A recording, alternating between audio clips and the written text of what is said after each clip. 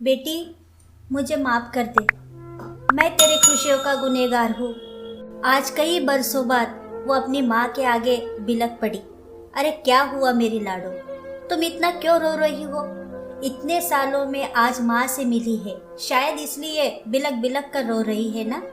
यशोदा जी ने अपनी बेटी नमिता को गले लगाते हुए कहा, माँ, मैं अब ससुराल कभी नहीं जाऊंगी, मुझे वहाँ नहीं रहना। नमिता ने रोते हुए कहा, ये तू क्या कह रही है? ऐसा क्या हुआ है जो तू ससुराल नहीं जाएंगी? यशोदा जी ने बड़े आश्चर्य से कहा, अब सहन नहीं होता माँ। आज पूरे 5 बरस हो गए हैं मुझे उन लोगों के अत्याचार सहते सहते। अब नहीं सहा जाता मुझसे। नमिता ने बिलखते हुए कहा, अत्याचार? ये तू क्या कह रही है मेरे लाडो? यशोदा जी ये सुनकर स्तब्ध हो गई। हाँ माँ, अत्याचार। तू 5 साल से ससुराल वाले के अत्याचार सहती रही है और हमें तूने जरा सा भी भनक भी नहीं होने दी। भनक क्या लगने देती माँ? जब भी आपसे ससुराल वाले के बारे में कुछ कहती तो आप खुद यह कहती थी कि देख, धीरे धीरे सब कुछ अच्छा हो जाएगा। अभी तो उस घर में नई नई है तो तुझे एडजस्टमेंट होने में समय लगेगा, और जिसने एडजस्ट करना सीख लिया तो समझो उसने जीवन जीना सीख लिया। मैं तो आपके कहे अनुसार ही ससुराल में एडजस्ट करने लगी थी, लेकिन जिस दिन से मैं बहू बनकर उस घर में गई हूँ उस दिन से ही कभी सास तो कभी ननद, दोनों ही मेरे नाक में दम करके रखा है। ननद तो बात बात पर ऐसे टोकती है जैसे वो मेरी सास हो। अरे भाभी, तूने ये साड़ी कैसे पहनी है? देखो, साड़ी थोड़ी नीचे बांधा करो। और ये क्या, तुमने मैचिंग ज्वेलरी और चूड़ियों क्यों नहीं पहनी? तुम सिंघानिया परिवार के एक लौती बहू हो, थोड़ी भनटन कर रहा करो। ननद इस तरह से हुक्म चलाती है, और अगर मैं ननद के कहे अनुसार बनठन के रहूं तो सास बोलती है, ओ महारानी, तू किसी रईस बाप की बेटी नहीं है जो रोजाना में गहने पहनकर काम करेंगी। अब तू कौन सी नई नवेली दुल्हन है जो सज सवर के रहती है? तेरे बाप दहेज में नहीं दिया ये सब कुछ। जा चुपचाप इन्हें उतार कर मेरे कमरे में रख दे। सास इस तरह बर्ताव करती है, इधर कुआं उधर खाई वाली हालात बन जाते हैं।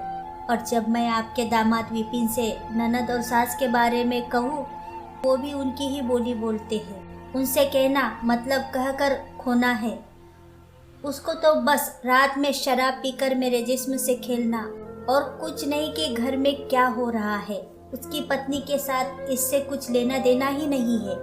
बस जो दीदी और माँ ने कहा है वो ही करना है, वरना सास उनके कान भर देती।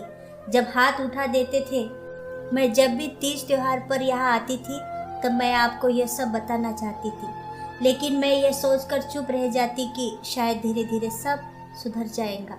लेकिन ऐसा नहीं हुआ, बल्कि मानसिक रूप चोट देने लगे। लेकिन आज तो मैंने ठान लिया है कि मैं अब की बार कभी वापस नहीं जाऊंगी। नमिता ने अपने ऊपर हुए अत्याचारों से अपनी माँ को अवगत करवाया। बेटी के दर्द को सुनकर माँ का दिल भी रोने लगा और कहा, अब मेरी बेटी को यह सब सहन नहीं करना पड़ेगा। माँ बेटी वार्तालाप बगल वाले कमरे में बैठे नमिता के पिता ने सुन ली। बेटी की सहन शक्ति देखकर वो झट से उस कमरे में गए और बोले, तेरा असली दोषी तो मैं हूँ बेटा। शायद मैंने तेरे साथ अन्याय किया है। काश उस दिन भाई बंधुओं की बातों में ना आता तो तुझे आज ये दिन देखने को नहीं मिलता। मुझे मेरी बेटी पर उस दिन विश्वास करना चाहिए था, जब बड़े भाई ने तुझे एक लड़के के साथ देखकर न जाने क्या क्या लांछन तेरे ऊपर लगाए और मैं चुपचाप उनकी बातें सुनता रहा। ये तक नहीं सोचा कि लड़के लड़कियों में केवल ही संबंध नहीं होता, एक अच्छे दोस्त भी हो सकते हैं। लेकिन उस दिन मेरी ही मति मारी गई, जो तेरी पढ़ाई लिखाई छुटवा कर शादी करवा दी और जल्दबाजी में किसी से कोई पूछताछ नहीं की। तेरी माँ ने भी मुझे कितना समझाया था कि एक बार बेटी की पूरी बात तो सुन लीजिए, जल्दबाजी में लिया गया फैसला कभी सही नहीं होता। ऐसा ना हो कभी तुम्हें खुद के फैसले पर पछताना पड़े। पर मैं गुस्से में उल्टा इसे ही बुरा भला कह दिया। मुझे माफ़ कर दे बेटी, तेरा असली गुनहगार तो मैं ही हूँ। नमिता के पिता ने हाथ जोड़ते हुए कहा। लेकिन मैं अपनी गलती का प्रायश्चित करके रहूँगा।